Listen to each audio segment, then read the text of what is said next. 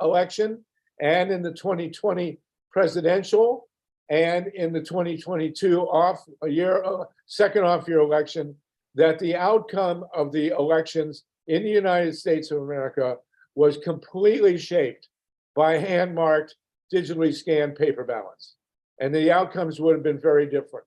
So on our agenda, without those ballots, so on our agenda, going into 2024, the number one issue, the number one agenda item in our activism, and the point of telling this is to emphasize that our activism on election protection has made a difference.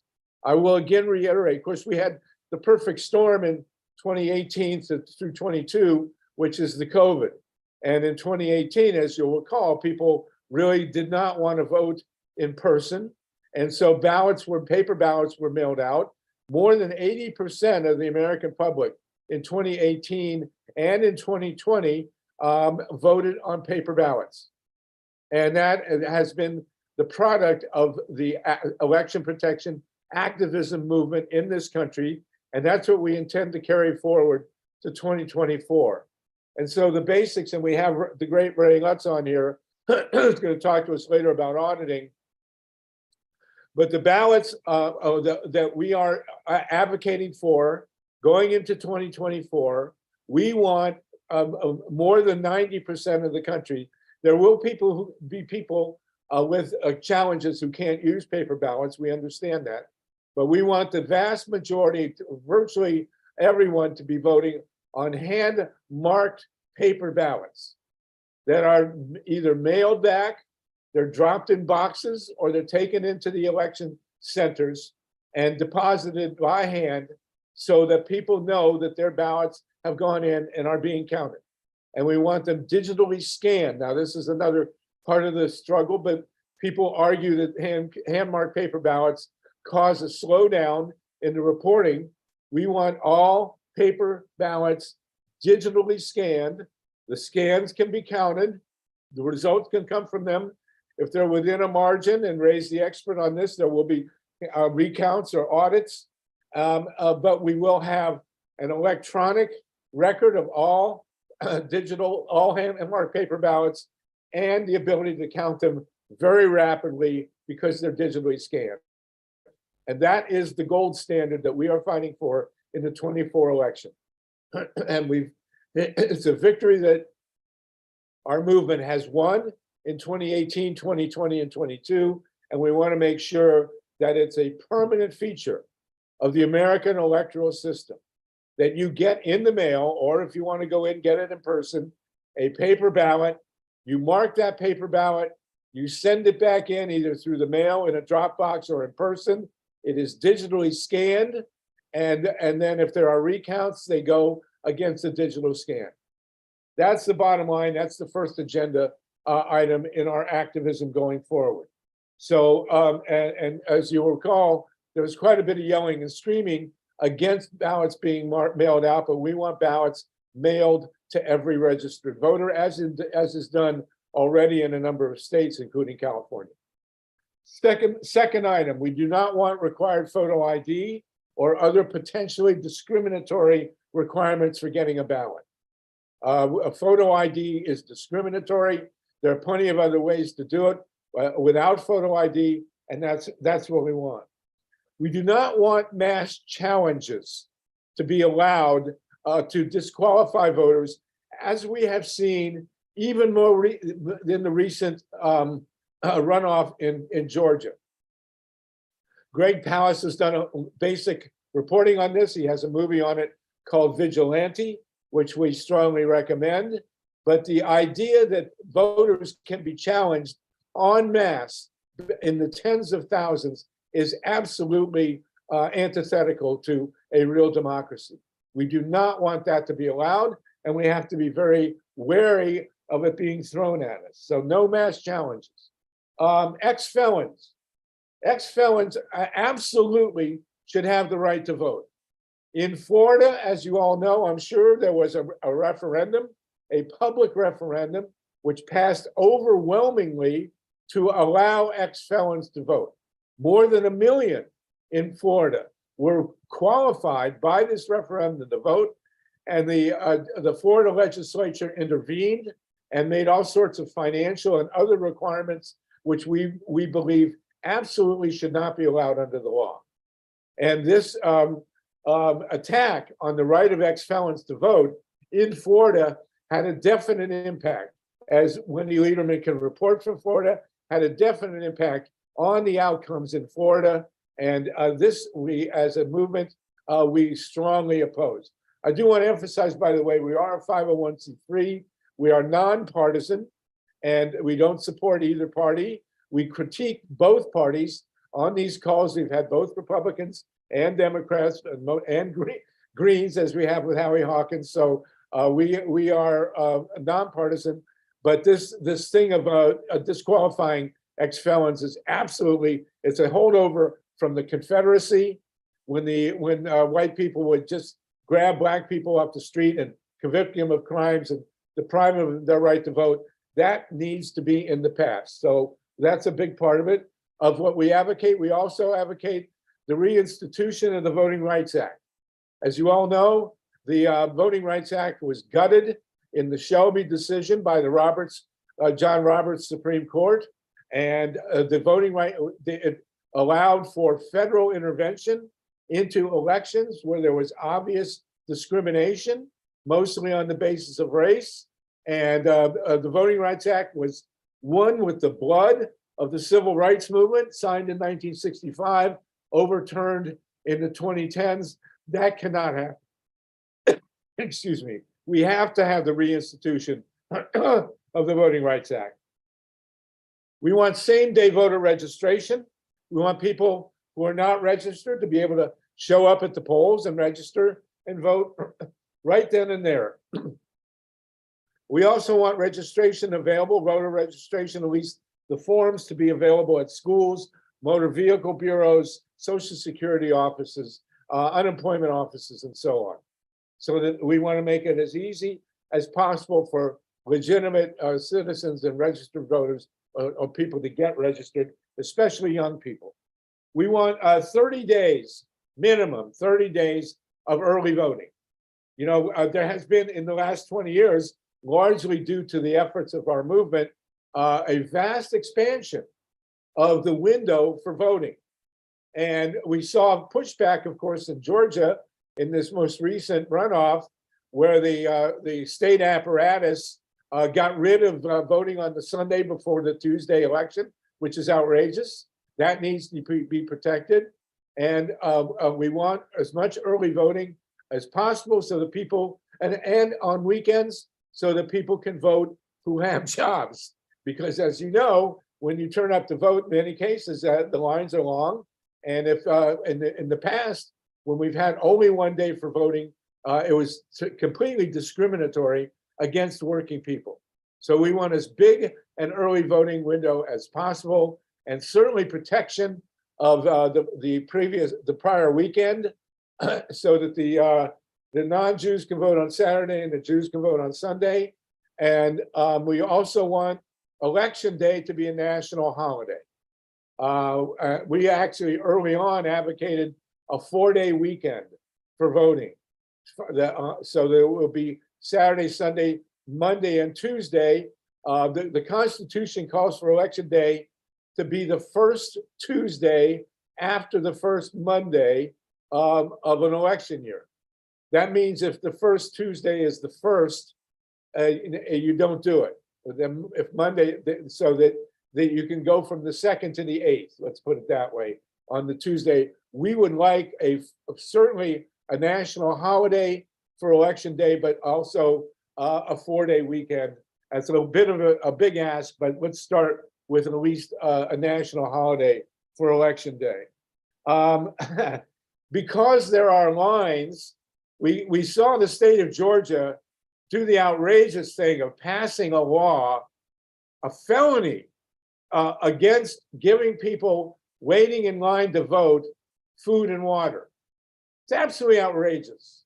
And people got around it during the runoff this time by setting up food stands exactly 150 feet from the poll. The law said you can't give food and water to somebody 150 feet from the pole. So there were taco stands and hot dogs, and it was probably better than ever 150 feet away. We believe that people standing in line to vote should be provided with porta potties, folding chairs, food, water, protective cover against bad weather. It's outrageous that people should have to stand in line to vote in this country.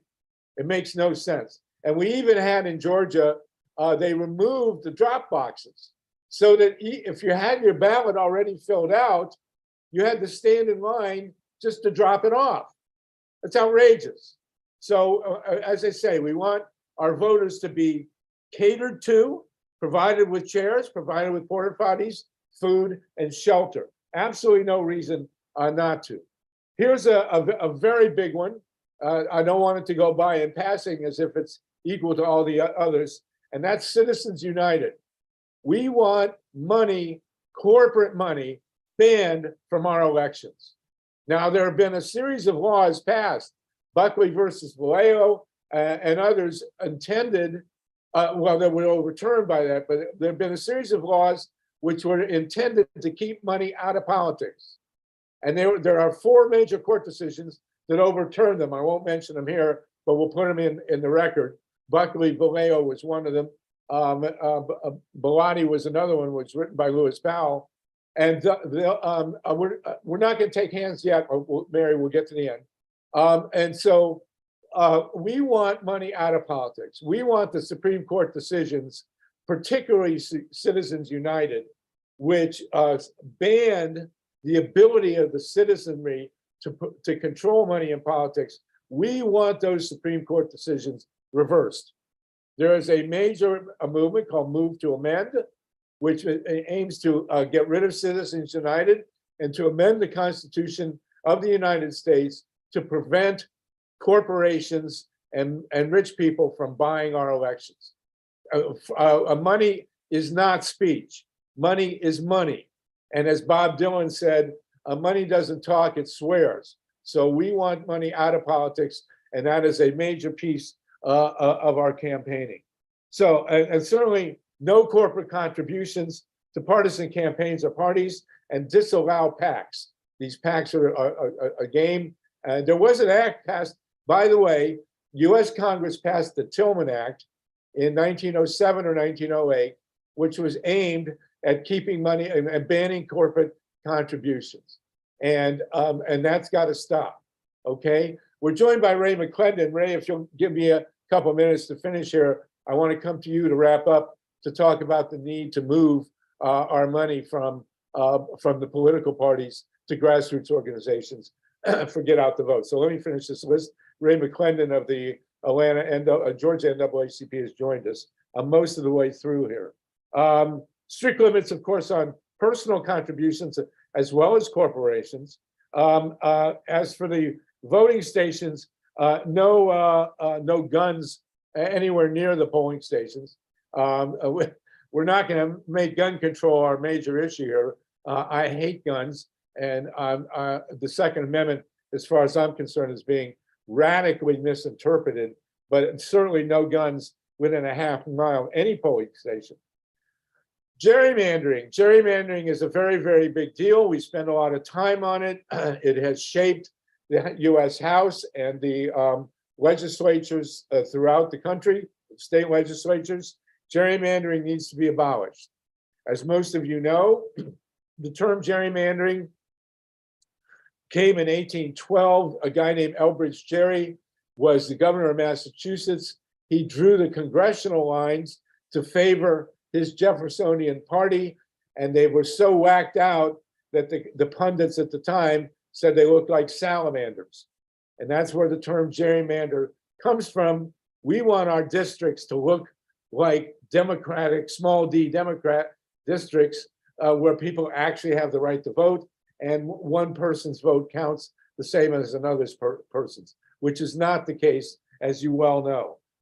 And it has locked up our state legislatures and the US House in ways that are entirely undemocratic, small d. That needs to be changed, and we know we can do it. And there is a model. In California, in 2008 and 2010, with the support of that great left-wing liberal Arnold Schwarzenegger, who put $3 million of his personal money into this, 2 referenda were passed in California, setting up nonpartisan commissions to draw the boundaries for the state legislature and for the congressional districts from California.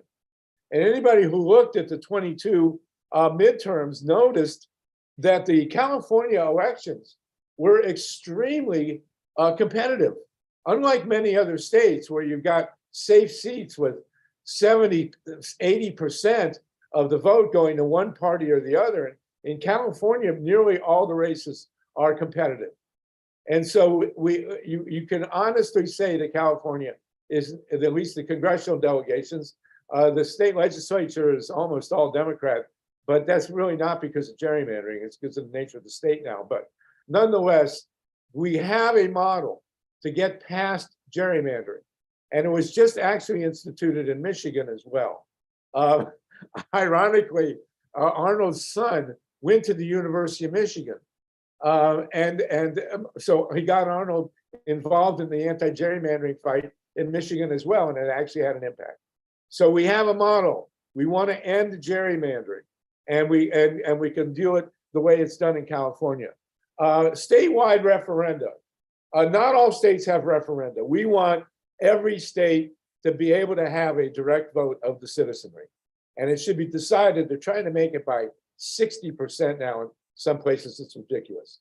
Every state should have the referendum, and the referenda should be decided by a simple majority. Absolutely. Ranked choice voting. We want ranked choice voting. We have Howie Hawkins on. When we come back to the discussion, Howie is the great expert on ranked choice voting. Not all of us understand it. And so Howie will explain ranked choice voting for us. It is in place in Alaska, and I believe in Maine, and it definitely shaped the congressional election in Alaska. So we want to have a clear discussion of it. We're almost to the end here. We haven't discussed this much, but we need to discuss the idea of lowering the voting age to 16. It was one of the great steps forward during the Vietnam War. By constitutional amendment, the voting age was lowered to 18. It's clearly impacted our elections in a good way, and I don't see any reason why 16-year-olds shouldn't be able to vote. Finally, abolish the Electoral College. I mean, come on, it's so obvious. We have had Thomas Jefferson, John Quincy Adams, Benjamin Harrison, George W. Bush, and Donald Trump elected president of the United States, even though they got a minority of the popular vote. That cannot continue. There is absolutely no reason to have an electoral college, and we want to be done with it. So that's the basic list. I think it's about 20 points that we will be campaigning on from up to through 24 and beyond. We will have discussion of these points in a minute, but I want to now get to the other, actually, those are all nuts and bolts issues on elections, but we want to actually have the other piece of the other shoe to drop, which is our campaign is very focused on moving money that's donated by progressives to electoral campaigns. We want that money to stop going to candidates and stop going to the parties and go instead to grassroots organizations that focus on get out the vote. And we have seen the impact of that in Georgia, the Georgia miracle of 2020-21, and now the runoff of 22, where grassroots organizations led by the Georgia NAACP and the Center for Common Ground brought out remarkable turnouts of the general public that would not have happened otherwise. And it's our belief that through the discussions that we've had that the money that goes to the progressives tend to give to progressive candidates goes to TV advertising that's 99% wasted, or at least 90% wasted. We want to instead to go to the grassroots, to support democracy centers and what we call relational campaigning, where people are in the streets and knocking on doors and talking to people or making phone calls or sending postcards. Ray McClendon, are you with us? Ray, can we recognize you? Ray from the George NAACP. Yeah, I'm here. Hello. So Ray McClendon has spearheaded the grassroots organizing in Georgia, first at the Atlanta NAACP and now at the state NAACP. And we have talked many, many hours about this phenomenon of the tens of millions of dollars that go into TV advertising while we can't get door knockers paid. So Ray, can you give us a quick rundown on that? And then we're going to double back and go through this list. And I'm going to call first on Howie Hawkins to talk about ranked choice voting. But Ray McClendon, can you give us the lowdown on this, please? Absolutely. And one of the most important things to recognize is that, as a great politician once said, all politics is local. And to control local politics, we see a lot of the MAGA conservative conspiracy theory buffs are beginning to try to control the ground game in local communities by taking over school boards, by taking over election boards. And the Democrats have not had a response to that. Progressives need to do the same thing. And a part of that is to have effective civic engagement partners who are trusted advisors, trusted messengers in local communities.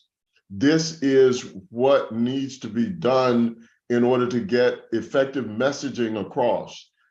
In many of these communities, especially in rural Black communities across the South called the Black Belt, in urban communities, in metro areas like Atlanta and Birmingham and Charlotte, you are going to need messengers who understand what's going on in those particular communities.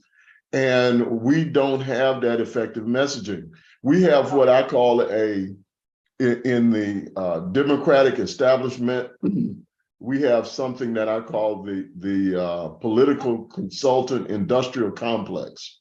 They go from race to race, they make enormous amounts of money, and is predicated upon their so-called, political acumen.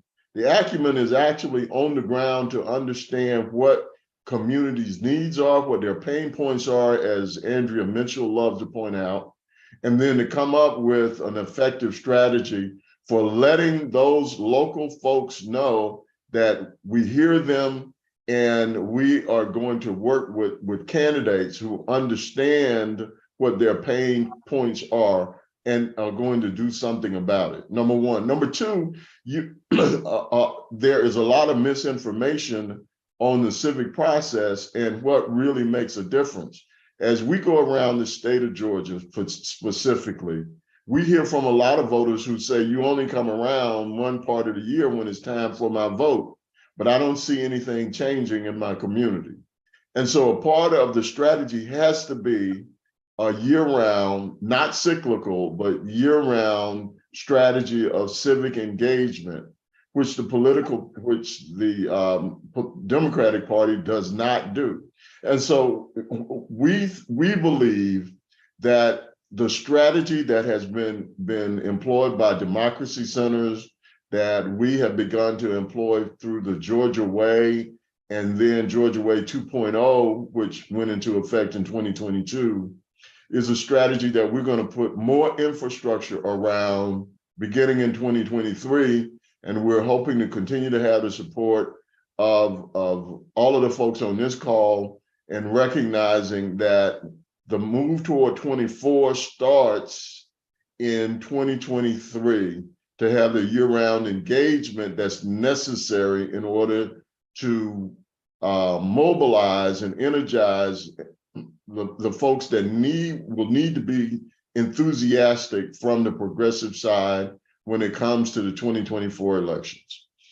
There you go. So, the Democratic Party spent $50 million on the runoff campaign in Georgia.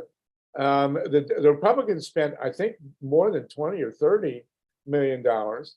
Ray, how much of the money on the progressive side went to grassroots campaigning in Georgia? A very minimal amount. Maybe a million and a half, I would estimate, and that's just an estimation. You know, we were imploring people to send funds for the basics of getting the vote out in many of our communities up to the very last minute. We got no funding from the Democratic Party. We got no funding from any of the major candidates in either the general election in Georgia or in the runoff. So the point of this is that, as an example, let me give you a statistic here. In the runoff, 95% of African American vote, almost a little under 95% of the African American vote voted for Warnock. Why was it difficult for the people who supported Warnock to understand that if you amplify the message of nonpartisan groups that are targeting the African American community, 9.5 out of 10 of those votes are your votes? And the messaging is coming from people that they know, and that's going to resonate much more effectively than from a campaign stump speech. Even a speech, let's say, from Barack Obama. We love Obama, and that's fine. But the important point is to say, go back and read Steve Rosenfeld's reporting that he did from South Georgia. And the point, and some of the people that he interviewed, and some of the reporting that he did with people who were in the street, and these were folks who were community leaders who could touch voters directly on a multi-generational level. And that's what makes the difference in many of these communities. And for some reason, one of the major parties just does not get it. So what we're going to be doing going forward is we're looking forward to an election 24 that has grassroots campaigning. The groups that we support now that we know of, actually, that are doing great work, are the Georgia NAACP and the Center for Common Ground. Those are the two we've been working with. We hope to expand that list to a nationwide network so that the tens of millions of dollars that progressives give, and we are progressive, we're nonpartisan, we are progressive, we support Republicans who are progressive and Democrats who are progressive and Greens who are progressive. But by the time we get to 24, and Wendy has compiled a list already, which Wendy, I think we've posted in there, you can put a link in the chat, of 500 grassroots groups around the country. So we want to build this list. We want to make it available to the general public, and we want to encourage people to stop giving to the parties and start giving to the progressive movement on the grassroots. We saw, for example, in Virginia, a campaign where the Democratic candidate would not pay his canvassers. This is a multimillionaire, for God's sakes. So the Republicans, Steve Bannon, seem to have gotten that message. I'm not sure the progressives have. So just as we've been successful in spreading hand-marked paper ballots, hopefully we will be successful in spreading the word on grassroots campaigning. Does anyone have a quick question for Ray before I go to Howie Hawkins for a quick tutorial on ranked choice voting? And then we're going to open, and Ray Lutz on audits, and then we're going to open it up. Mila Reeson, go ahead. Mila, do you want to ask something of Ray? Thank you. Yeah, I do.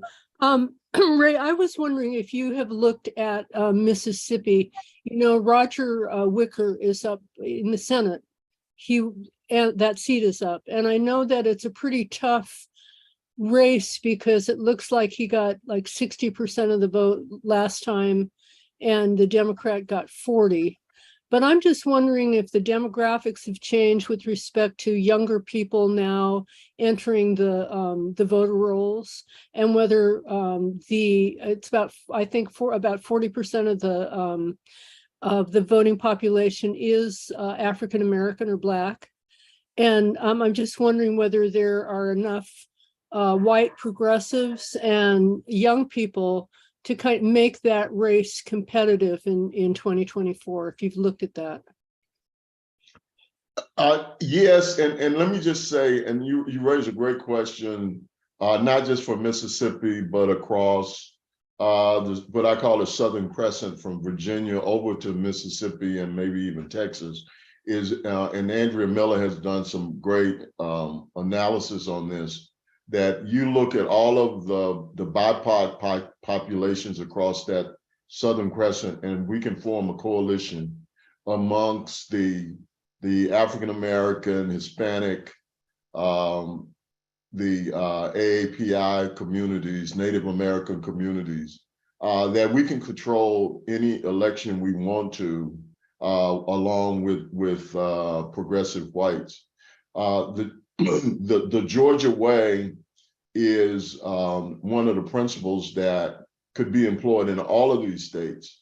And I'm pleased to see that several of our coalition members have received calls from other states that want to know how the Georgia Way works, how the coalition building that we did works, to employ in their states. And the beautiful thing about that is that most of these states have the same elements. The seeds of what we did in Georgia are available. And what I mean by that is there are Divine Nine Black fraternities and sororities in every one of those states and play a major role. There are Prince Hall Mason chapters or lodges in all of those states. Across the South. There, of course, are faith-based organizations in all of those states. So the difference is that they have not come together with the strategy of the Georgia Way. They have not looked at how to make that work. And so one of the things that we can do is hopefully help to export this, which was one of the initial reasons for even chronicling the Georgia Way, was to say this can be exported, replicated in different states. And I'm glad to see that there's some interest in doing that. But with this group and others, what we can do is begin to let folks know in these states that what was done in Georgia is not unique. It was just the will to want to come together and create that statewide coalition, set ego to the side, and become much more efficient and effective in the ground game that we want to employ. And so we can do it in Mississippi if we decide that the leaders there want to employ something similarly. And we'd love to go over and help. We would have loved to have helped, as an example, in North Carolina. There's no reason that Justice Beasley should not have won that race in North Carolina, but for the fact that they were not as organized, in my opinion, as they should have been, from talking to some of the folks there in North Carolina. And so we need to do that now in going into 2023 and begin to use this strategy, which has been successful, and put these resources, which are already existent, but are not working together to the maximum extent possible. Great, thank you. Okay, Ray, it's fantastic to have you on. And what you just laid out is a major piece of what we're going to be doing for the next 2 years. It will be transcribed and available. Very quickly, Mary and Jeffrey, and then we're going to go to Howie Hawkins to talk to us about ranked choice voting, and then to Ray Lutz about audits. Mary, really quickly, please. Yeah, I wanted to ask him, do you really realize that election protection is actually a global issue, and that corporate world has united in attacking the world people globally, simultaneously on all fronts, and that we as a world people need to reconsider what we're doing, because we're all on different fronts attacking this, and we're all just dumbfounded because there's just so much coming at us. Absolutely. Wouldn't it be a good thing if we could find a way to create a global protection of our rights as citizens? Because the corporate world is attacking us globally, both in the voting sector as well as climate wise. Absolutely correct. I think, Ray, you won't have any disagreement with that. Since we are on the internet, Mary, I want to, we'll send this everywhere, and you know, the world will look at the Georgia way, and we'll spread it wherever we can. As you know, we followed very closely the election in Brazil, which, thank God, you know, we didn't wind up with Bolsonaro. God, that was really nerve-wracking. So thank you for that, Mary. Absolutely. Jeffrey, very quickly, and then we need to move. Thank you, Mary. Jeffrey? This question is in reference to the entire election. If it's not that, then I'll hold on to it later. Just go ahead. Yes. Okay. Because even if we did do all that stuff that you just said, have it all in place that you just said, Harvey, then how could we do? What's the point of it if we don't have information about the candidates? You know, who they are internally, externally, their experience, and all that. Okay, so the way it works is, and this was pioneered a long time ago, there are no endorsements from candidates if you're taking 501c3, no endorsements of candidates if you're taking 501c3 money, but you can, and Ray is a master of this, put out a questionnaire and have them tell you where they stand. So it's a reverse. We don't endorse them, they endorse us. And then you find out if they endorse a progressive agenda, and you move, and that way you keep your 501c3 and you don't endorse a party. Is that right, Ray? Yeah, you're absolutely right, Harvey. And so let me tell you again how that flows into grassroots organizing. First thing you need to understand is what are the pain points of the constituencies. And when you're dealing on a grassroots level, you find out what's important. This is not some focus group off in an Alexandria, Virginia conference room somewhere. This is what's people on the ground in small towns in Southwest Georgia, in Northeast Georgia, et cetera, and having connections to those local communities. And you come up with what the real issues are for those specific communities. As an example, here in Georgia, we had different issues in Metro Atlanta than we had in Albany, Georgia, in Coffee County, which is in South Georgia, in Lowndes County.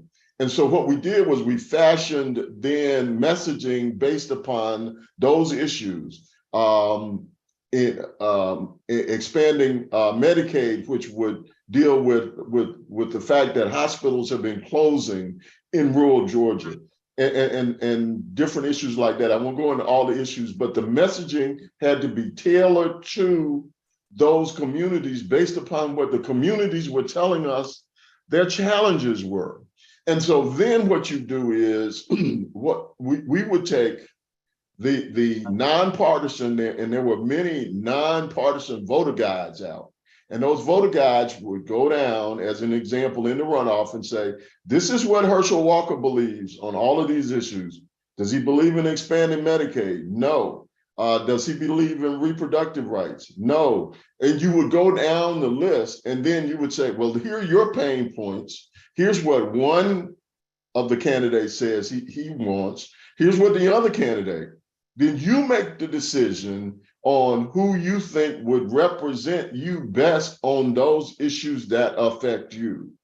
So we do not, as a movement, we do not advocate endorsing candidates. We advocate being endorsed by candidates and letting the voters know. And so that's our focus. And it's a 501c3, it's nonpartisan, and you lose ground when you endorse candidates. You endorse a platform and let them endorse us. Thank you, Ray. That's really generic, and that's exactly what we need done. Okay, so I'm going to move really quickly now. This has been fantastic. I'm so honored, Ray, that you joined us. We've got Dennis Bernstein, so many other great people on the line. 59 people right now. We're going to go to Howie Hawkins. One fairly obscure point on our list of agenda is ranked choice voting. And it's new in the litany, and a lot of us don't understand it. It did have an impact in Alaska, I believe Maine as well. So Howie, can you give, Howie was the Green Party candidate for president. We did not endorse him, but I've known him forever. Howie, tell us about ranked choice voting, please. Yeah, it's not obscure anymore. We had 10 ballot measures on the ballot in 2022, and they passed in 8 places. So going into 2020, there was ranked choice voting in about 24 municipalities. Coming out of this election, we have it in over 100 jurisdictions, including 3 states, 20 counties, 78 municipalities, and 20 school districts. And for those that don't know what ranked choice voting is, it means you go in and you vote by ranking your candidates in the order of preference. It's easy as 1, 2, 3 for the voter. So Harvey, for example, was torn between me and Biden. If he was in Ohio, he would have voted for Biden, even though he's pro-nuclear. But living in California, he could vote for me because Biden was going to win California. But for a lot of people, they have that vote-splitting spoiler dilemma. Ranked choice voting eliminates that. Wherever Harvey lived in the election, he could have voted for ranked me 1, Biden 2, and Trump never would have got his vote.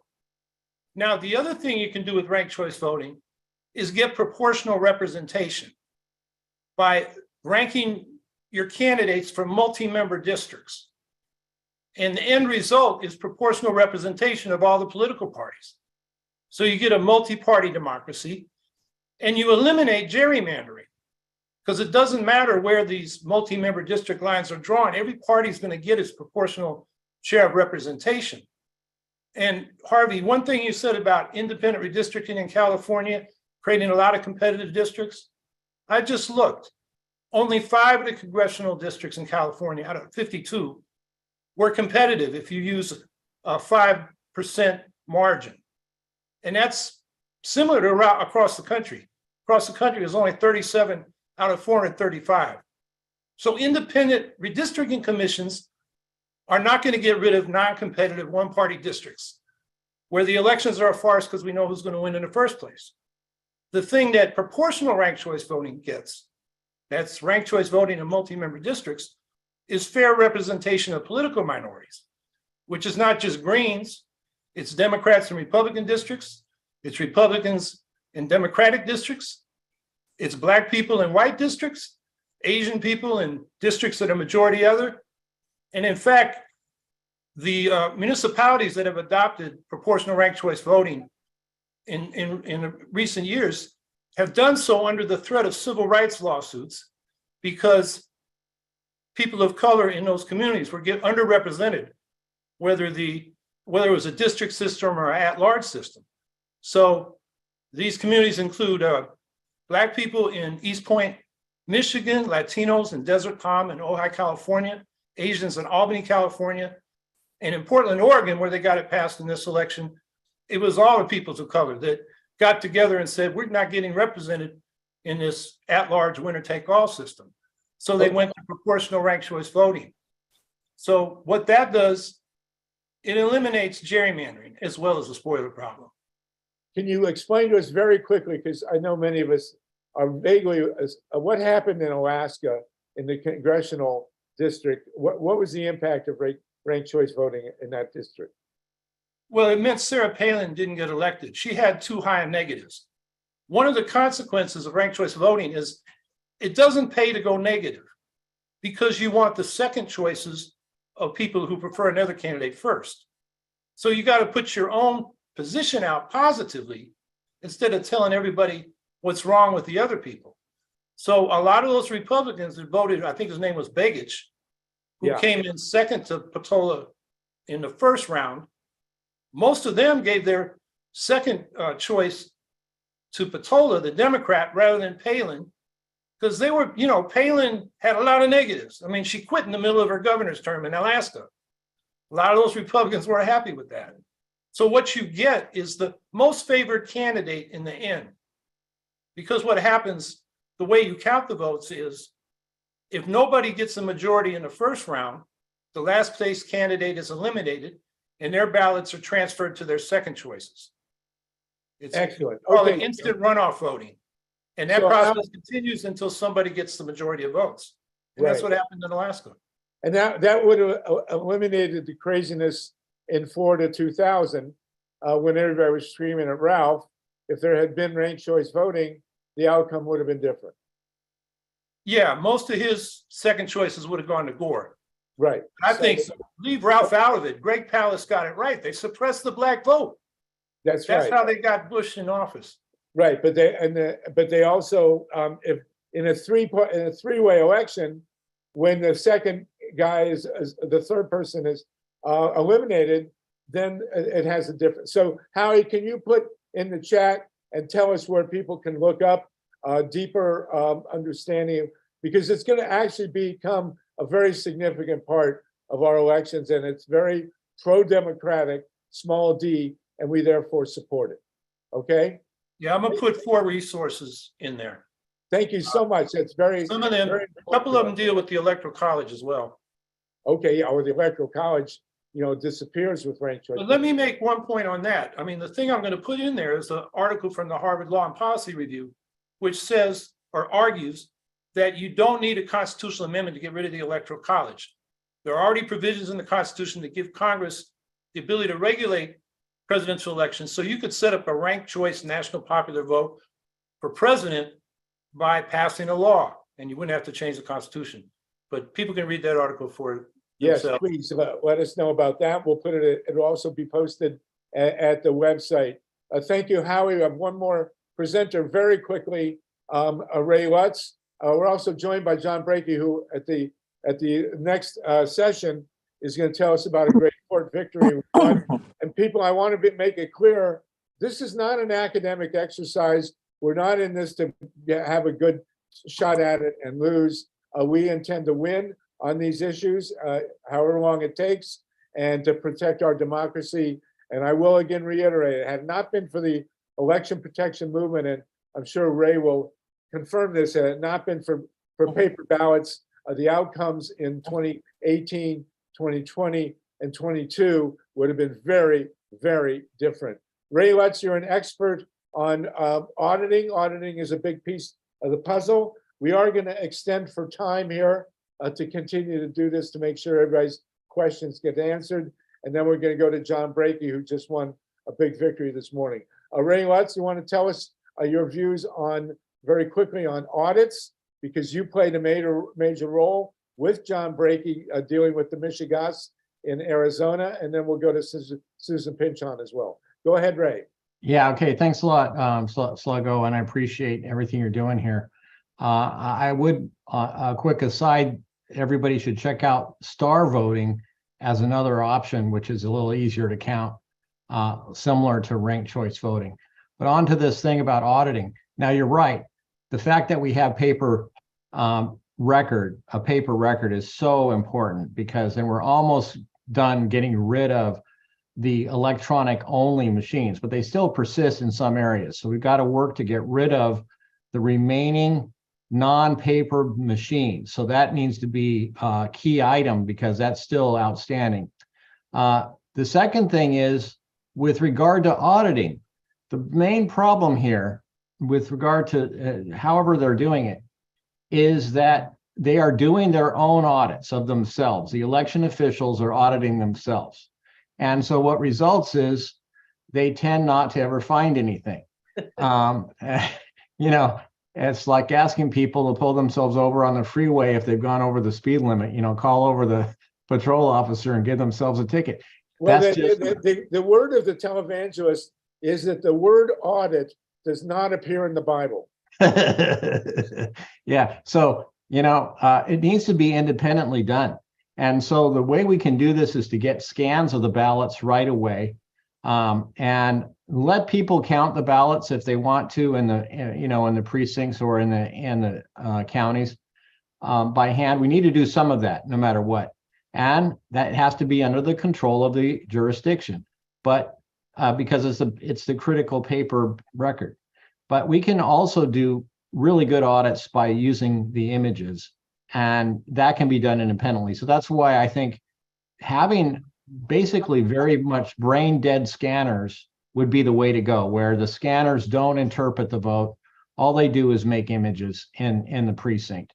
And then you're taking the ability of those scanners to manipulate the vote because they don't know what the vote is on them. And essentially, they're so stupid. And it's kind of like I use the analogy of eagles have really good eyesight, but they can't read. Okay, you don't want to teach the voting machines how to read the vote because then you're just asking people to be able to hack them and change what the outcome is. So that is where I'm kind of, but that's downstream. Near term, let me just give you the main agenda items for your list. One, get rid of all non-paper machines. That's still not done. Second thing is to get ballot images and cast vote records available so that we can do independent audits. Those are the two major things I think you should put in there. Okay, thanks, Sligo. Fantastic, Ray. And everybody. Appreciate everything going on here. It's great. And And by the way, call me Raymond, just so that I know it's not Ray McClendon. So let's make me Raymond and make him Ray. Okay, thanks. You guys look exactly alike, so it's hard to. Anyway, I want to. You got to understand that Raymond Lutz and John Brakely absolutely changed the outcome in Arizona. We would be in a very different country had it not been for their auditing measures in Arizona. Susan Pinchon's in Florida. We're going to continue to do this for a bit. If you have questions, I am going to, Ray underscore, between the two Rays, Raymond Lutz and Ray McClendon, we have hit grassroots campaigning and paper ballots, which are the two major foundations of our work for the next 2 years. Susan Pinchon, no, keep the recording going, guys. Go ahead and revive. Thank you so much. But that gives us a 1 hour package for a progressive radio network. That's good. So we'll have two separate packages here. Susan Pinchon, real quick. If you have questions, anyone else, we have 63 people. This must be the only Zoom in the world where more people come in the longer it goes. Susan Pinchon, did you want to jump in from Florida with a word? Yes. Hi, Harvey. Thanks so much for this list. I just wanted to quickly offer a couple ideas to supplement your list. One is that there are some states now where people have lost their private vote. North Carolina being a prime example of that. They actually put an ID on the ballots that identify the voters. And so I'd like to just add that. I think about adding something about that. There are a couple other states that do that also. The second thing is, in 2008, I won an award from the Florida ACLU along with 3 other activists for helping to bring paper ballots to Florida, hand-marked paper ballots. In 2019, Florida reversed that. They now allow ballot marking devices for all voters. It was unfortunately assisted by verified voting, as they said, a promise to the voters in the disability community. This is a red herring. Voters with disabilities, I've had personal experience with this, when they understand that they are being scammed. We could save this for another call, but the voting machine companies have purposely made ballots for voters with disabilities a different size ballot than regular voters, knowing that there would be discrimination suits.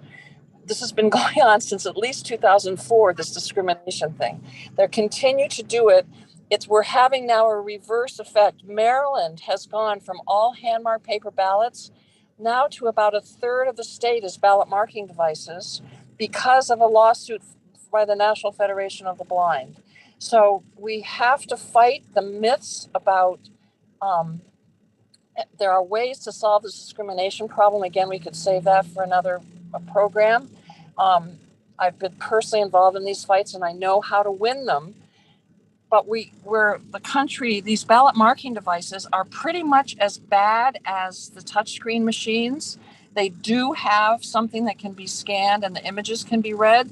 However, when you examine, it's really no different than a touchscreen machine with a flawed verified, the VVPAT, the verified voter paper trail. It's just that now they scan that, but the accuracy is still hugely in question. And then just two more quick things. We must stop the destruction of ballot images. It's happening in Florida. It's happening all around the country. These, as Ray's just mentioned, are a critical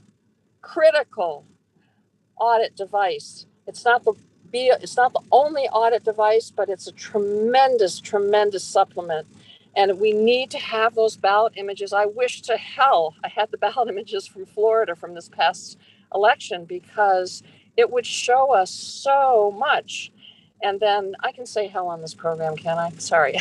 I know there's no swearing, but I think that's pretty mild. Well, then if you want to curse, please revert to Yiddish.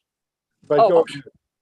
The very last point, Harvey, I know we're a little pressed for time, but and this leads into John Brakey, is the fight for transparency. What's happened is election offices around the country have used the fact that the election deniers have asked for millions of records to put up a front of no records available. So they're in other words, they're denying public records based on the idea that they're being attacked by these people with too many public records requests. And this leads into John's lawsuit, which is a tremendous. I just want to say one thing about Audit USA. In two cases now, in North Carolina and in Arizona, they have fought one, Lynn Bernstein's case that John was also involved in, and now this case in Santa Cruz, and won against absolutely draconian efforts to stifle transparency. So with that, I will turn it back over to you. Thank you. Fantastic. Thank you, Susan. Another stalwart here. So we have covered the basic agenda. We're into our second recording. I know we're joined by the great Linda Gunter. We are going to talk at the end of this particular hour about nuclear power and the insanity that fusion has intervened. And Linda Gunter is a great expert on all this. We're now up to 64 people. But the first hour that we did, which was cut off at where it should have been, that is now our document of record on our overview of what we're going to do going through 24. So I will send out that link if anybody wants to inquire on the nature of our work. That's the link to go to. It will be transcribed and it'll be available as our template as we move forward. The two pillars of our work are basically universal, as Susan just laid out, universal hand-marked, digitally scanned, audited paper ballots, combined with the move of all progressive money to grassroots campaigning and away from the political parties and what Ray McClendon has called the consultant class. So there you go. Thank you, everybody, for being patient with all that. I hope it didn't put everybody to sleep, but we now have our journal of record. And by the way, we will not be meeting for the next 2 weeks. Next Monday is the day after Christmas, and then the day after New Year's Day. So we will next meet on, I believe it's January 7th, the first Monday in the new year after the first Monday. So the next 2 weeks we have off. Revive your brain cells. And just for those of you who are interested, and I know most of you won't do this, but anybody who happens to go out and party on New Year's Eve, that's my birthday. So you will be celebrating my 77th birthday on New Year's Eve. I did get my father a tax deduction. So you can drink up what my father saved on his taxes on New Year's Eve. Okay. Does anyone want to jump in before we go to John Brakey's great victory dance here. Does anybody want to say anything about this this list of our essentials? Anybody? Do we need to wake anybody up who fell asleep during the litany? Okay. All right, Jeffrey, Tatanka and Howie, go ahead, and then Jeffrey, go ahead. Tatanka, Howie. Oh, you're muted. Hold on. Howie, are you muted? No. No. You want me to go? Yeah, go ahead and then Tatanka. I think, given what you said about not having corporate money, we should call for full public campaign financing, where you don't use private money at all. Actually, if you go back to Joe Biden's presidential platform from his campaign website, he actually called for that. And I don't know how that stayed in there, because it's a legacy from the 90s when we were calling for full public campaign financing instead of this matching fund system. Oh, yeah. In any case, attached to that should be, you have to get the money, you have to participate in a publicly sponsored debate. They do that at the state level in Arizona, where they have a public campaign financing system.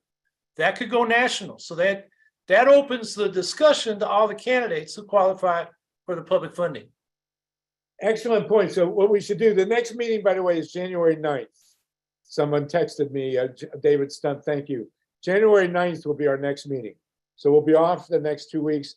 I'll add that when we come back on January 9th, let's discuss it. If anybody objects or wants to elaborate on any of the points in the 20 or so that I put out there, please email me and we will deal with it on January 9th. We'll see if we need to refine this actual list.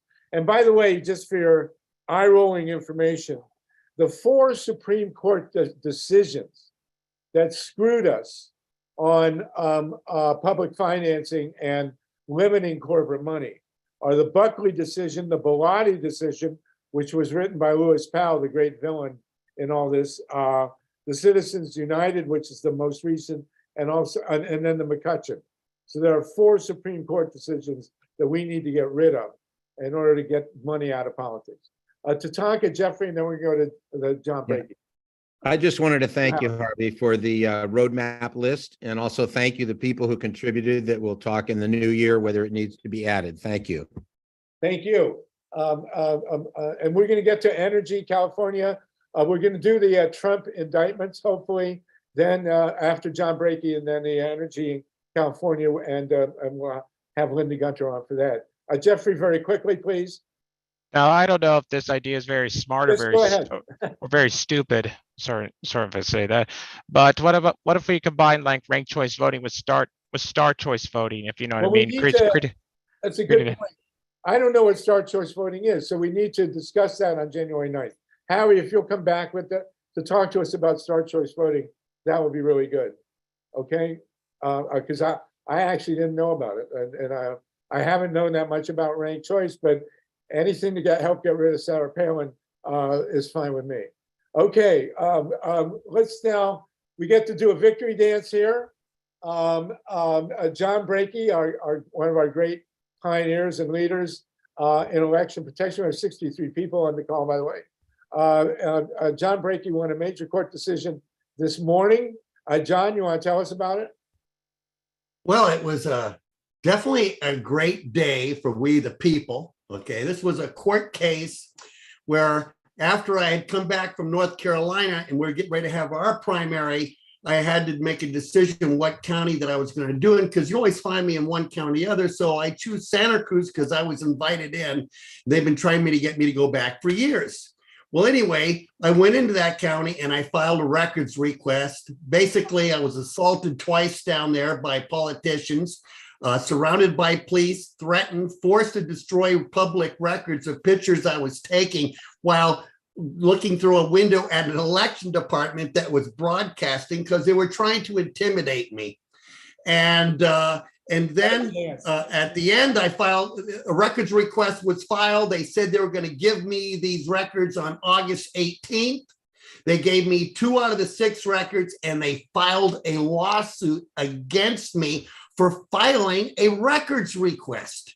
Well, today in court, we had filed a motion to dismiss, and the judge unloaded on him. And the judge said, "What are you doing in my court? This is a case that should have been in Santa Cruz County." And then he chastised him and says, "And what are you doing suing a public records requester? That is their right to request. You do not sue them. You are supposed to provide them with a solid reason why they should not have it. And it's their right to sue you." Basically, what he was saying is, we don't live in the Soviet Union, and you do not bite the hand that feeds you, and that is the people who are in charge in this country. So it was a really great day to have that kind of a decision come down, and then knowing that, you know, in my next case, January 4th, is in the appellate courts of Maricopa, or of Arizona, where we are waiting for a final decision to get all of the ballot images from the Maricopa audit, and to set a standard and to prove in our state that the actual act of voting is the secret process and counting is a public process, and that these ballot images are a public record. And basically, we think that by also January 10th, Ken Bennett resubmits our bill back into the House and Senate as a sitting senator who is the vice chair of the Election Commission in the Senate. I mean, we're sitting in really good situation. By April, our goal is to start a national campaign to show other states that how Arizona can do their elections and make them transparent, trackable, publicly verified with a ballot library in order to prove to the losers that they really lost, which is an important part. Elections that we can all believe in. And by achieving this, I believe more people will vote. I think that more people will take elections seriously. I think that maybe we'll get better candidates because we can prove that the elections are real. Right. Well, as Mark Twain said, if God had wanted us to vote, he would have given us candidates. So, John, this is. He also said if voting made a difference, they wouldn't let us do it. Well, We now gotta prove it. It changes does it. make a difference. So We're gonna take away their impunity to steal. So in combination with the grassroots campaigning focus in Georgia, from you and Ray Lutz and Susan and so many others, we're getting a model of how elections should be won from Arizona. And I just want to say, Yes. how dare you ask for public records? I mean, really.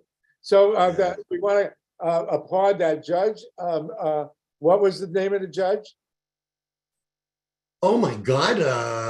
He was the same judge that did the cases in Cochise County, and he's becoming an election judge. I just can't think of it. My mind's gone blank. It begins with a Q. Rory Bean. His name was Rory Bean. Whatever. Okay. Yeah. Good. Wonderful. I get it. Not Okay, public. does anybody want to jump in on this? Susan Pinchon again. This has been Yes. spectacular. Thank you so much. And Susan, go ahead, please. Anybody else, quickly raise your hand because we're going to next talk about something really entertaining, which is the January 6th report on indicting Trump. And then we're going to go to our energy issues. But thank you, John. Congratulations on that victory. Fantastic. Okay. Susan Pinchon. Quick. Yes, I quickly wanted to mention that John didn't mention it, that he just had another big victory a little over a week ago in North Carolina, where he and Lynn Bernstein went to the Wake County, largest county in North Carolina, the Wake County Elections Office, to see where they could hold a protest on election night, because the Wake County Elections Director does not allow observers on election night, where most or all of the other counties in North Carolina do. So they were outside the elections office, and the director had them trespassed. And what that means is that there's no due process when you get trespassed in North Carolina. They simply tell you that if you ever show your face there again, you will be arrested for criminal trespass. So here's Lynn, a tremendous advocate and activist, now being told that she can never go to the elections office again, can't attend any meetings, can't even show up there to vote. And because she was standing outside the election office, so it went to court and they won.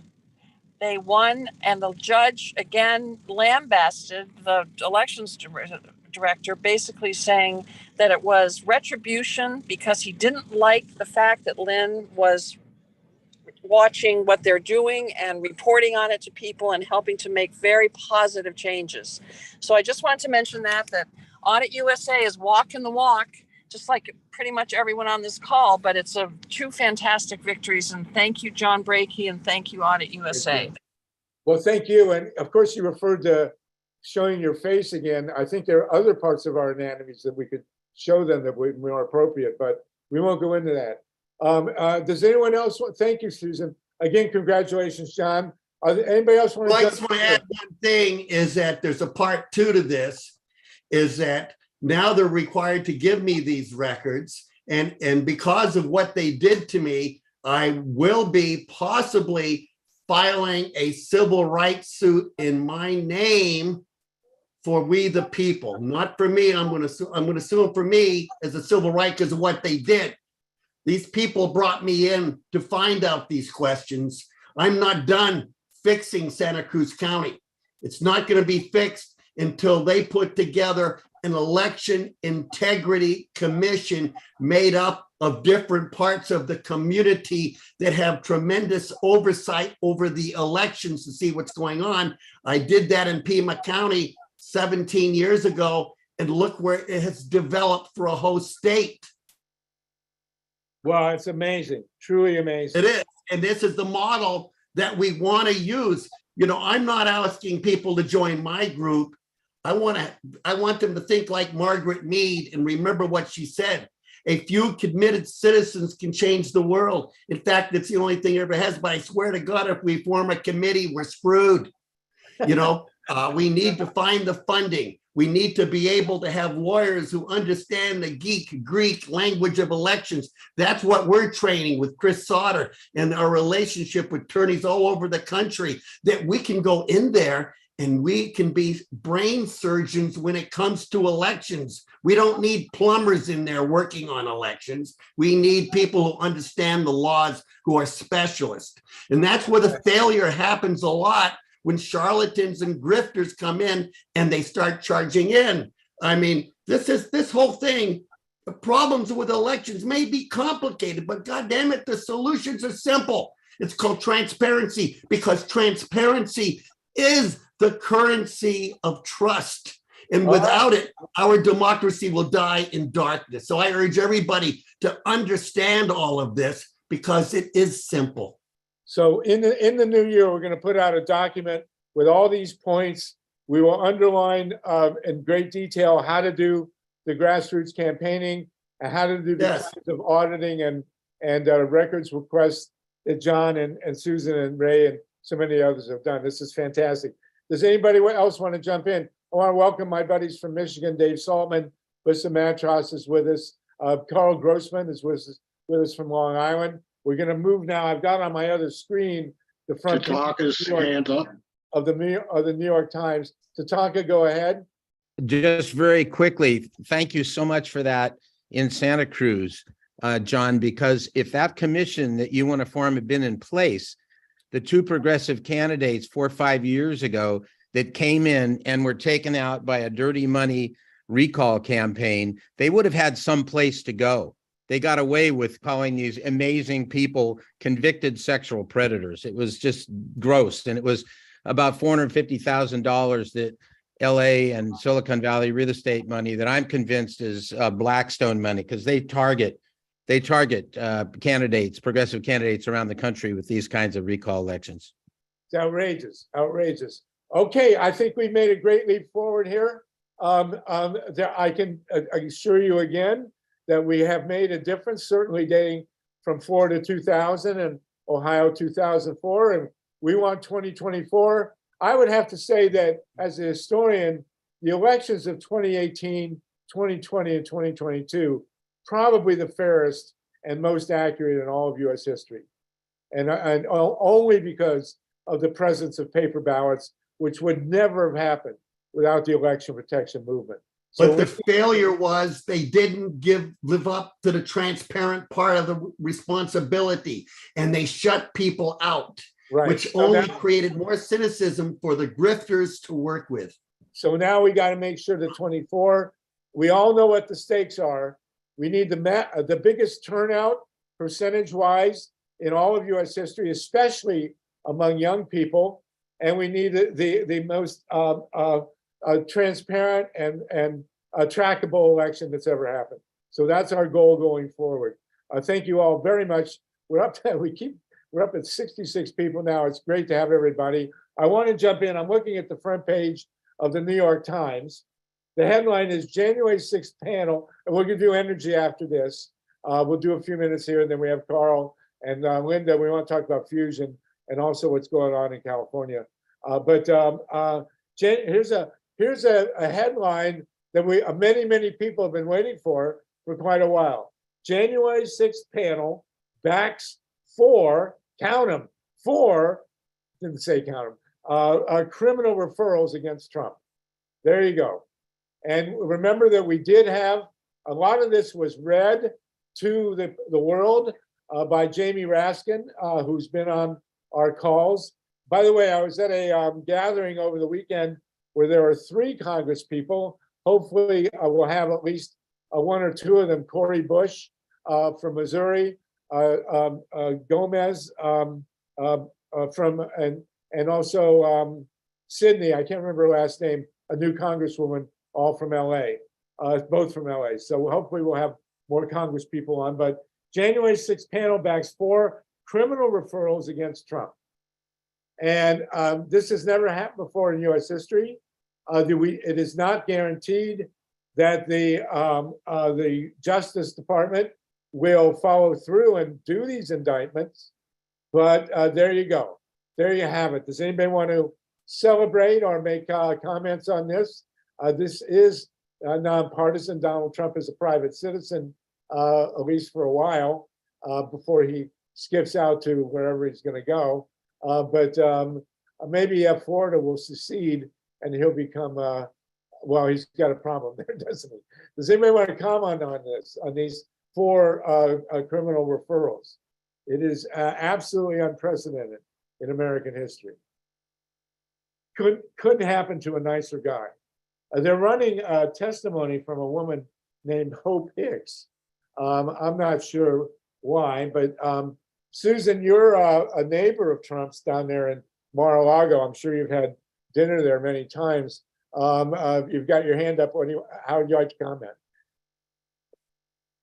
Susan Pinchon, go ahead. Yeah, sorry, I was muted, Harvey. Yeah, no. There's actually another charge that's in their 160-page report. They mentioned it on NPR. They did not mention it for some reason in the hearing, but in their 160-page report, they also mentioned for Trump's seditious conspiracy. So whether they are or not, it's in their written report. So just wanted to add number 5. Seditious conspiracy, they left that out of the big 4? Well, I don't know why it's I have not seen the written report. The NPR reporter had stayed up till 4:00 this morning reading an embargoed copy of it. And she said that in that report, which we will all get to see in a few days, that it also has a charge of seditious conspiracy against Trump. Well, they did convict one of the Proud Boys, I believe. Oathkeeper. Oathkeeper of seditious something.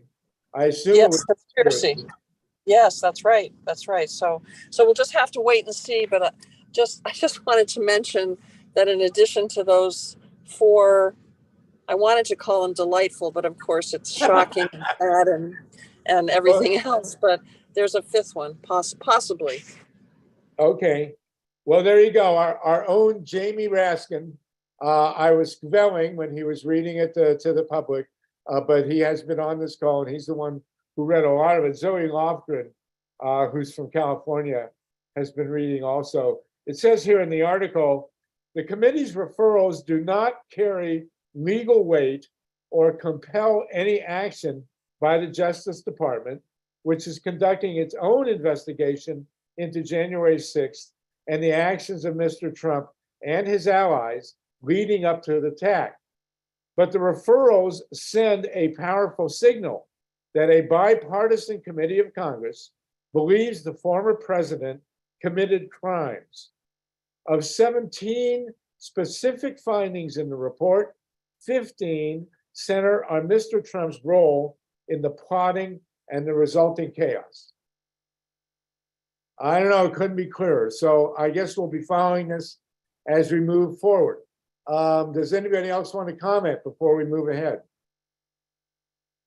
Okay, well, listen, it's a happy day, and it's the first time, as I say, that this has ever happened. Mila Reason, Mila, you raised your hand, go ahead. So I was slow to raise my hand, but I watched it and I was felling too. And I'm wondering, It's our is boy, some- our Jamie. is it possible for you to play a little bit of Raskin? Because I've seen him speak many times, but this was he was at his most powerful, his peak powerful. It was so persuasive and so extraordinary. And thank you, Stephen.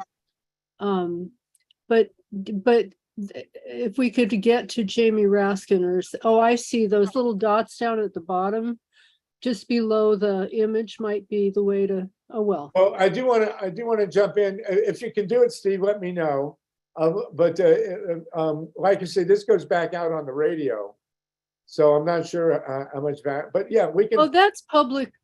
Yeah. If you want, we can play a couple minutes. Steve, if But you we can do, hold on. we're waiting to listen to Linda Gunter. Yeah, let's. Oh, good. With ex-presidents for violations of this statute. The whole purpose and obvious effect of Trump's scheme were to obstruct, influence, and impede this official proceeding, the central moment for the lawful transfer of power in the United States. We believe that the evidence described by my colleagues today and assembled throughout our hearings warrants a criminal referral of former President Donald J. Trump, John Eastman, and others for violations of this statute. The whole purpose and obvious effect of Trump's scheme were to obstruct, influence, and impede this official proceeding, the central moment for the lawful transfer of power in the United States. We believe that the evidence described by my colleagues today and assembled throughout our hearings warrants a criminal referral That's repeating. of former We got President it. We got it. Donald Okay, great. J. Well, actually, that was a good idea. Very good, Mila. Thank you. Again, that was Jamie. I'd like to know where he got that suit. It looks like they're just still working on it. But nonetheless, it was great to see that. Thank you, Mila, for that suggestion. Okay, we need to move on now to the issues of energy. And we've had in the past week what I consider an insane announcement about fusion energy, giving everybody the impression that this is a viable alternative, bringing down the power of the sun onto the planet Earth. Linda Gunter and Carl Grossman are both world experts on energy. And we've also had a situation now in California where we have the state of California, the assembly has now voted to force everyone in California, even if they're not in the PG&E territory, to pay for Diablo Canyon nuclear, and then turn around and slash the net metering payments for rooftop solar. It is the definition of insanity in trying to deal with the climate crisis. So Linda, and I'm sure you'll have updates for us on Zaporizhzhia and what's going on in Ukraine as well. Linda Gunter is a great global journalist and an expert on with nuclear, beyond nuclear. And Carl is has been a major mainstay of the nuclear movement for all these years. We have 65 people on the call and a half hour to go. So Linda, go ahead, please. Well, thanks, Harvey. And first of all, not to disappoint you, but Jamie Raskin is my congressman, so I claim him. Well, we'll have shared custody. Yeah, okay. Not only is he our congressman, he's also our neighbor. And so we mostly see him around the corner walking his dogs in his sweatpants with his baseball hat on backwards. So he's unbelievably accessible as well as being brilliant. So we're very proud of Jamie and all he's achieved these last many years. The fusion announcement you've probably all saw. I mean, what really sort of shocked me in a way, well, in a way it doesn't shock me because I'm quite cynical about the media, was the incredible amount of, fanfare-ish headlines about something that has, absolutely no practical application to climate change or energy production at all. It's really only about two things. One is it's about the nuclear weapons sector, and it allows them to test actually nuclear weapons without blowing nuclear weapons up. And that's the real agenda for the whole project. And the other is it's a great big competition between Lawrence Livermore, MIT, Princeton, the European consortium with their debacle of a tokamak reactor in Cadarache called ITER, which has been going on for decades and is likely to cost $65 billion if it ever comes to fruition. So it's all about funding. And so they have to make the most noise possible whenever there's even a sort of sliver of a so-called breakthrough, because this is going to guarantee them more hundreds of millions of dollars to continue tinkering with fusion. Whereas, as you know, Harvey, perfectly well, given the name of your whole shtick, Solartopia, is that we already have fusion energy. It's up there in the sky. It's that 93 million miles away, and we could harness the power of the sun. We are harnessing the power of the sun, but we could do it a lot better and a lot faster if we weren't pouring billions of dollars in to make, physicists happy. I mean, I'm the daughter of a nuclear physicist who thought that, who worked on controlled fusion and said it has absolutely no practicable application whatsoever, neither fusion nor fission. First of all, it's always been decades away and it remains decades away. What they achieved was a sort of several nanoseconds, of gain at vast cost. And in fact, if you count the megajoules that had to be put in for those 192 lasers, it wasn't really a net gain anyway. But even if they ever crack this, it will be decades in the future. By then, we'll have had to have done the right thing or we won't be here.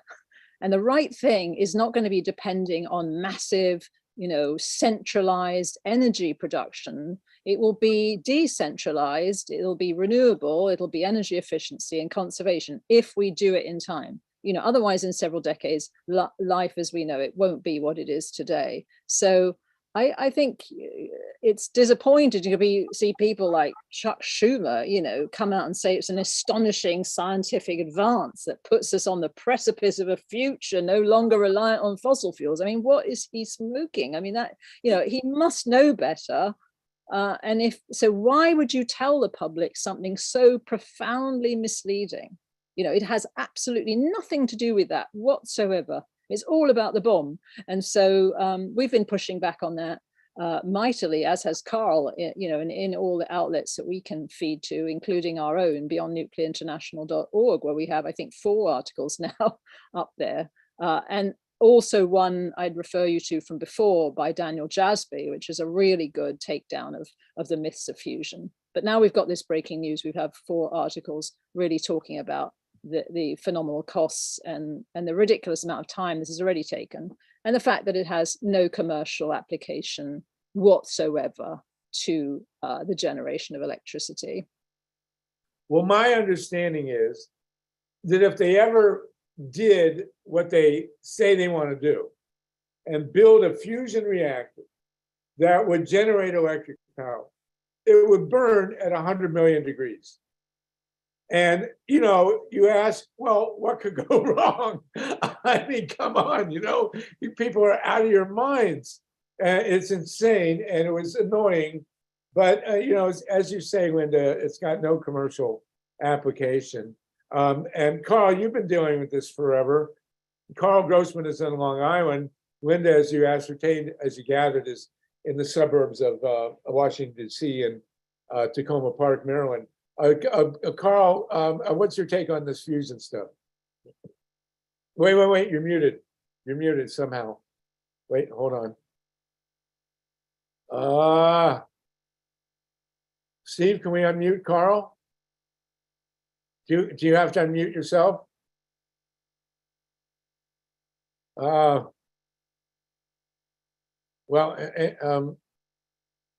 Hey, there you go. Okay. there we go. I actually wrote about fusion in my first book on nuclear power, Cover Up What You're Not Supposed to Know About Nuclear Power and its relationship to the hydrogen bomb. As the laboratory which is doing these experiments, Lawrence Livermore is all about the hydrogen bomb. I mean, what ultimately happened there was Edward Teller was given his own laboratory to develop what he called, what Teller called the super. And it comes out of this weapons laboratory. And as Linda just explained, very, very tied to nuclear weaponry. My first piece on this, and I'm doing more. This is Counterpunch this weekend. And the headline is Fusion Really.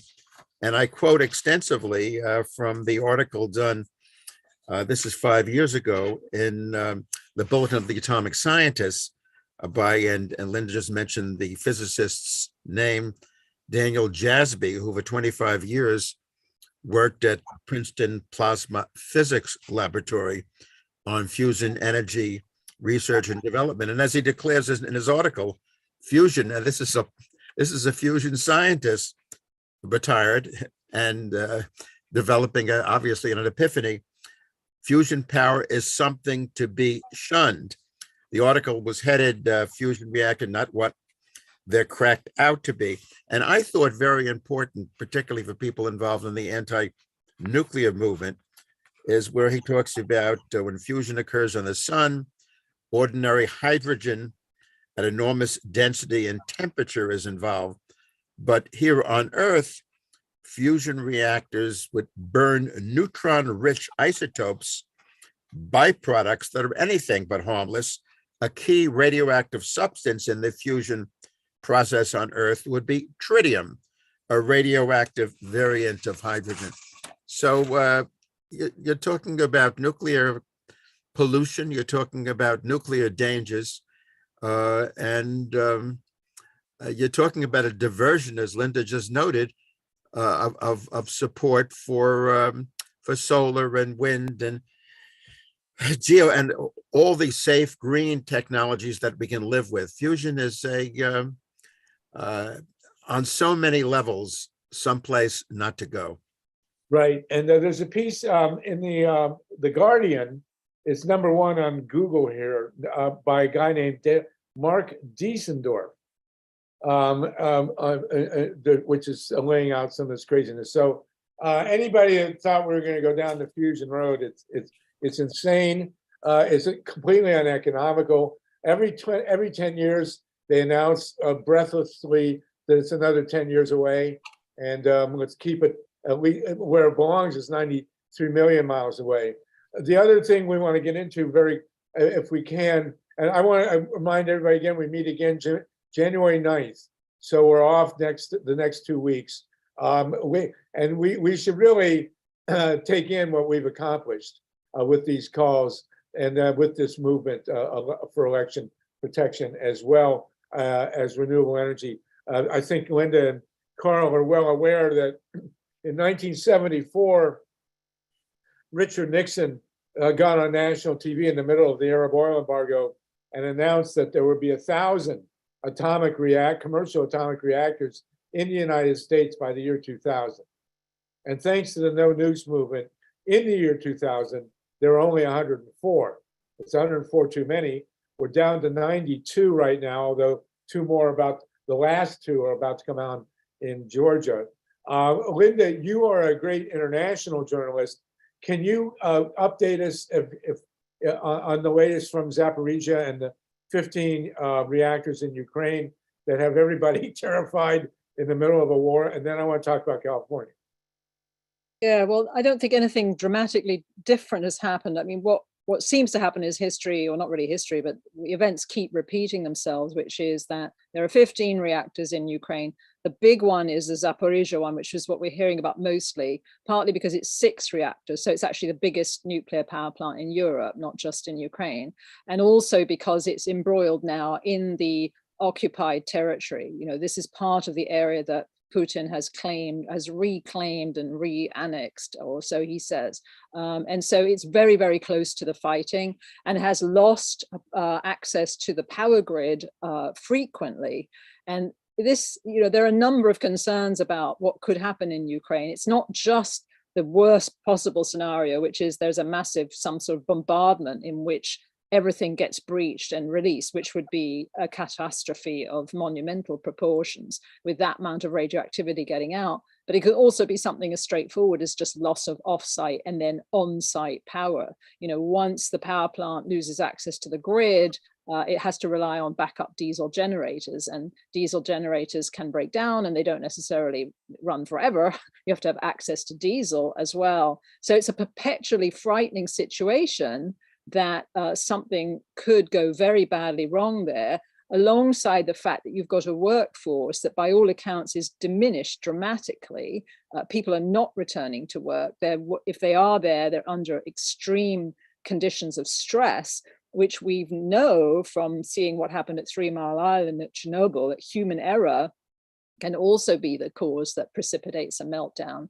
So even if it escapes the bombardments and the shelling, the fact that it doesn't have access to power a lot of the time, and they're constantly struggling to restore it with backup power lines and so forth, is a really, really frightening prospect. So there's been efforts to figure out like what to do, but the trouble is that the lead on that is the International Atomic Energy Agency, which is extremely conflicted because its other agenda is to promote the continued and expanded use of nuclear power. So while you have its chief, Rafael Grossi, on the one hand saying, you know, we can't have nuclear power plants in war zones, this is playing with fire, you've all got to stop fighting, we've got to have a no fire zone around here. On the other hand, he was at COP27 in Egypt promoting the continued and expanded use of nuclear energy around the world. So there's efforts afoot now, World Beyond War and others, to try and bring like unarmed citizen protection units over there, if the Russians will allow it, to try to, you know, insist that these areas around these plants must not be embroiled in any kind of risk of an attack. But it's something we're all, you know, kept awake at night worrying about, because until this war stops, the very possibility of a catastrophic, you know, outcome at any of these reactors is real. Yes, it's absolutely terrifying, and it should be pointed out, I'm sure many of you know, that there's way more radiation in these spent fuel pools than in the reactors themselves. And, you know, we were this far away from this fuel pool at Unit 4 at Fukushima from blowing up. They lost coolant there. They're dropping in coolant from helicopters, for God's sakes. And if, God forbid, and you have these diesel, every nuclear plant, ironically, has to be hooked up to the grid, so that when the reactors go down, or even when they operate, there's power to keep the spent fuel pools cool. And then you have diesel generators on site for backup. And it is so Mickey Mouse that at Fukushima, they're running out to the parking lot to get car batteries to power the control room. And at Zaporizhia, you had Russian soldiers who were taking the diesel fuel out of the backup diesel generators to run their vehicles. I mean, it is really, you know, and God forbid one of those spent fuel pools would blow up. We're talking the apocalypse here.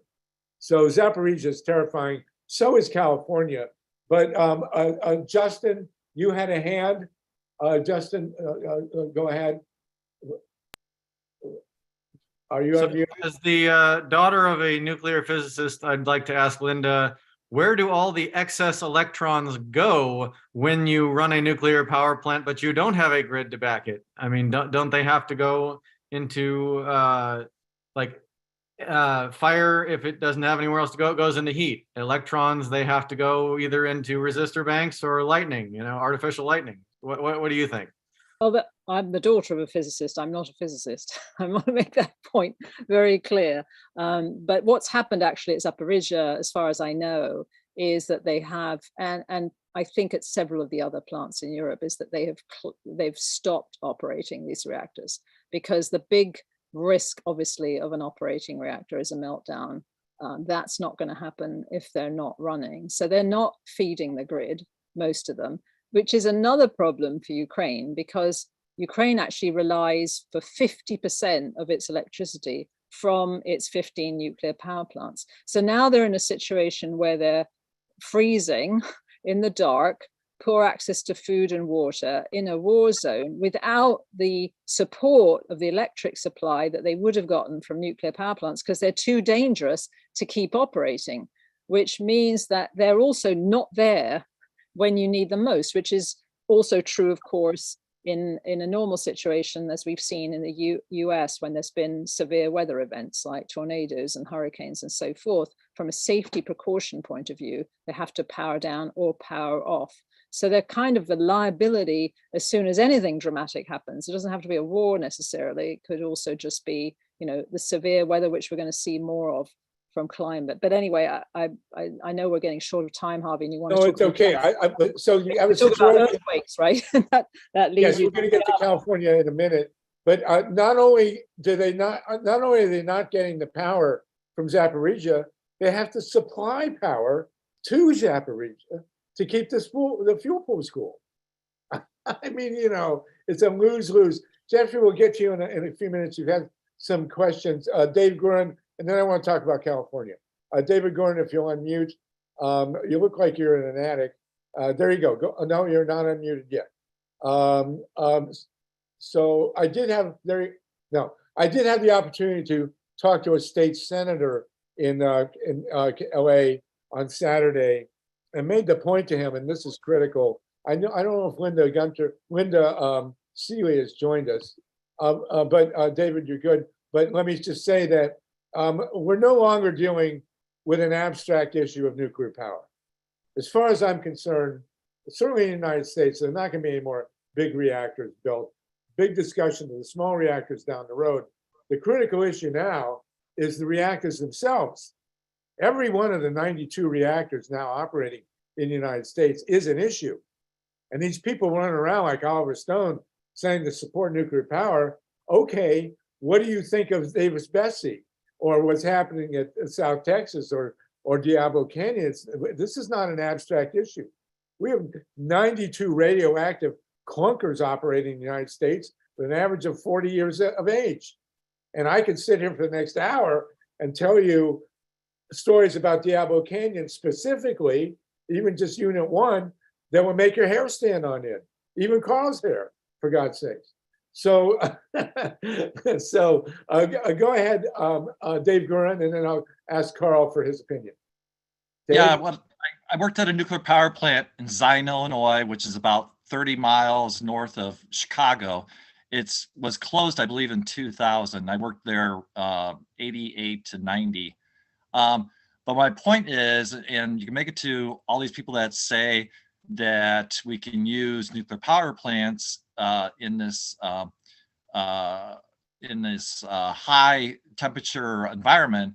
The problem is a lot of these nuclear power plants are in places where water that cools them, which is very necessary, gets too hot, and therefore they have to shut down during the summer. In fact, that happened. There was a drought and high heat, I believe it was in 1988, and some of our plants were on the Mississippi, and they had to shut down because of the high heat of the water that's supposed to cool them. So yeah, nuclear power is just a waste. And yeah, you're right, Sluggo, there's lots of actually at Zion, there is still fuel in the fuel pool, and also the casks that are outside. So it's just a mess. A total It's not mess. And in France, which is supposedly, I love this irony, France is the poster child of nuclear power. They have 56 reactors, standard design, Westinghouse 900 and 1300. And everybody was the great genius of the French to standardize. Well, now they've got cracks in their pipes, and half of the reactors in France are shut, half of the 56 or more, and they're going into winter. And the great irony is that everybody was yelling at Germany, how crazy are you to shut your 19 reactors? The French have actually shut more reactors than the Germans have because they're completely defunct. And also in France, they had that problem. They had to shut reactors because the rivers were too hot to cool them. So, Carl, you want to jump in on this? What's Right. that, Linda?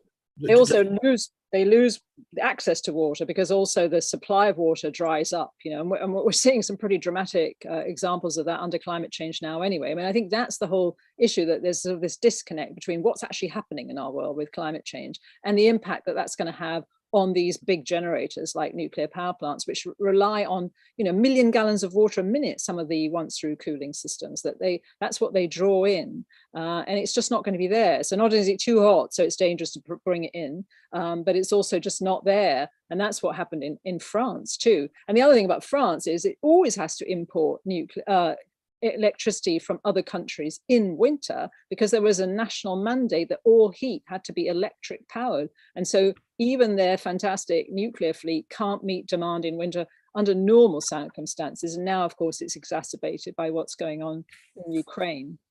Well, and of course, France is now importing electricity from Germany. France having 56 reactors and Germany now having 3, which are about to shut. And France is getting electricity from Germany. Also want to raise, Milo Reason has been big on this. There's 3 reactors of Palo Verde. There's a lot of, in Arizona, there's a lot of press now about the giant water crisis in the Southwest. And Palo Verde operates on gargantuan amounts of water. Sooner or later, somebody, and none of the articles that I ever read about the water crisis in the Southwest talk about the water at Palo Verde. Sooner or later, somebody figure out that they're evaporating 27,000 gallons of water a minute, and somebody's going to have to account for that water somewhere. So keep your eyes on the 3 reactors at Palo Verde. Carl, as someone in Long Island who's paying for nuclear plants in upstate New York, you want to jump in on this? We're almost out of time, but I certainly want to get you back in. Well, it's here in New York State. A bailout was put together by former Governor Cuomo. On the good side, he went along with shutting down Indian Point, but he provided a 12-year surcharge on everybody's electricity bills in New York State and every business's electricity bills. 12 years of paying $7.6 billion to keep these old, truly ancient nuclear plants going. And just let me add one other thing. If anybody on the call is not familiar, and I hope everybody is, talking about asking for disaster, what the Nuclear Rubber Stamp Commission has been doing in recent years is extending the operating life of nuclear plants, which were never seen to run more than 40 years because of radiation and brittling, particularly the metals, to 60 years, now 80 years, and discussing 100 years. But certainly 60 and 80 years is rubber stamp after rubber stamp okay on those things. And meanwhile, at the same time, uprating these nuclear plants allowed to go on and on and on. Uprating mean to have them run hotter and harder, asking for catastrophe, asking for disaster. It's real. It's amazing. David and Tatanka, if you want to chime in on California real quick, we're almost out of time.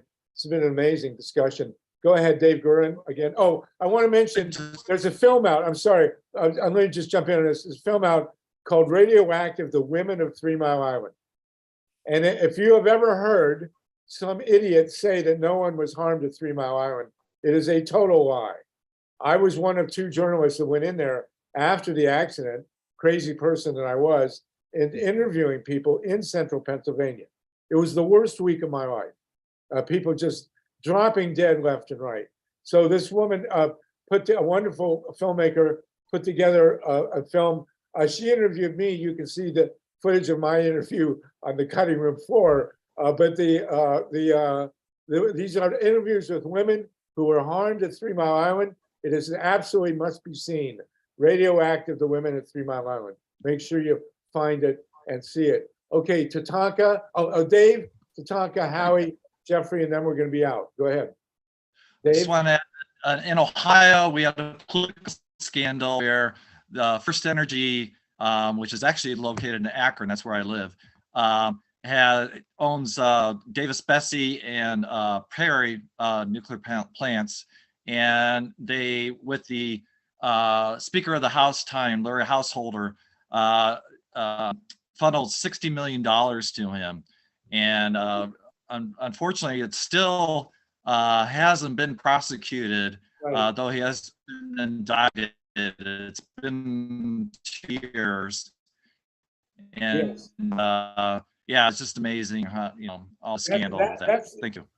For those of you who want to purchase the Ohio legislature, $61 million, that'll do it. And those guys, you won't get indicted as long as you own nuclear plants to get out of jail free. Thank you for that, Dave. Tatanka? Yeah. And Howie. Thank you, Linda, for talking at the outset about the link to nuclear weapons, which is never talked about. The big picture, I learned in 78, 79 from a friend at Stanford Research Institute who was consulting with Royal Dutch Shell and Exxon. I learned the whole 50-year plan, which was to culminate in the year 2020 to 2030, that the oil companies intend to own the entire energy field, specifically nuclear, wind, et cetera. To do that, they need to keep these, utilities as metering the sun rather than distributed energy. And I think this whole nuclear thing, the phrase, well, it doesn't take a nuclear scientist. I don't know. I think they're just throwing shit in to get more time to get the big solar array stuff going for the companies, and hope that we don't think about nuclear weapons or make the connection, and just tie up the money so that the big Davos plan can go through, the Great Reset that keeps corporate control of the energy supply. So I think that's what's happening. You're right. Very good. Thank you, Tatanka. Howie, Jeffrey, and then Wendy. Yeah, I was just going to add a little bit about New York. Today, I'm not sure it passed, but it was probably rubber stamped. What was called a scoping plan for a climate bill that passed 4 years ago. And the draft basically said we're going to spend more time studying. It's pro-nuclear. They want to promote what's called pink hydrogen. That's hydrogen produced by electrolysis from nuclear electricity, in order to let the utilities continue to put natural gas in a mix with hydrogen into the gas lines instead of going with heat pumps. So they call that renewable gas. And this is 13 years after goals were set in 2009 that were outdated and insufficient at that time, and they're still working with those goals. So here in New York, we have 6% of our electricity produced by solar and wind. And around the country, New York, brags about having this advanced plan. They don't even have a plan yet. They don't have action yet, except in some marginal areas. And just for comparison's sake, before Putin started bombing them, Ukraine was producing 10% of its electricity from solar and wind. So, yeah, we're directly subsidizing the old, dying, decrepit, dangerous nukes, but they're planning to do it more in the future. It's a disaster. Yes, it is. Jeffrey, and then Wendy, and then we're going to go out. Jeffrey, very quickly. And then Wendy. I had this idea mentioned when you talked about nuclear weapons, but I don't know if it'll work or it's stupid. But let me ask you, which country has the lowest number of nuclear weapons? First off, Mozambique. Well, Go ahead, Jeffrey. anyway, whichever country has the lowest, the other countries that have the highest have to deactivate their nuclear weapons until they get to that country's number. Okay. What do you think of that idea? Do you think it might work, or do you think it might fail? Well, let's think about it. We'll talk about January 9th. We're gonna reconvene January 9th. Everybody have a great holiday. Go out and have fun on my birthday, New Year's Eve. And Wendy, go ahead. Wendy? Thank you, thank you. I'm gonna guess it's either Switzerland or like New Zealand or someplace really happy like that. So I just want to remind everybody or inform everyone, if you don't know, there was a big Keystone pipeline spill in Kansas where 14,000 barrels of crude leaked into the waterways, and it's like what everybody at Standing Rock and all over, all the water protectors were trying to warn us about. And then they got hit with water cannons and dogs, and this was under Obama's administration. And so right now, under again more Democratic leadership, we still have just to go that it's both sides. That's why progressives really need to take over, because they're the ones that are concerned about this. Right now we have a bunch of climate protesters in jail right now being called domestic terrorists, and they're basically having the book thrown at them, which I mean you could kind of see coming. We were talking about this much earlier this year, just how they're going to be labeled to use this as a police state sort of thing. But I mean, just the overarching picture of all this. I mean, we're in a climate apocalypse pending extinction. I mean, and it's like we're still dabbling over, I guess, what Chris Cornell calls dinosaur bones and nuclear. And it's just, I mean, we really need to accelerate our evolution as a species before we just don't exist anymore. But I just want to inform you, and thanks everybody for the amazing discussion. And I love you all. Happy holidays to everyone. I'm just so grateful for this beautiful group. So see you again next year. Thank you so much. Thank you, Wendy. So January 9th, we'll reconvene. We'll talk again about all these issues. We're also going to talk about Julian Assange. I just watched the documentary about him, and certainly we're all at risk for what they're doing to him. So it's hard to say goodbye to all you guys, but when we reconvene, I will be 77, and hopefully it's an age of wisdom. So everybody, thank you so much. Thank you, Steve Caruso, for engineering. Thank you, Mike Hirsch, also, who's been essential to all these things. Thank you for meeting all you new people, and let's make our wish list from the first hour come true, and have a fair and democratic election in 2024, which is our major work ahead. All right, everybody, no nukes, and we'll see you in 2023. Take care, and go blue. We hope will be announced that University of Michigan will be the national champions by January 9th. Hopefully that'll be in effect, okay? Anybody wants to come out to the national championship game, call me and I'll get you a place to stay. No nukes, everybody.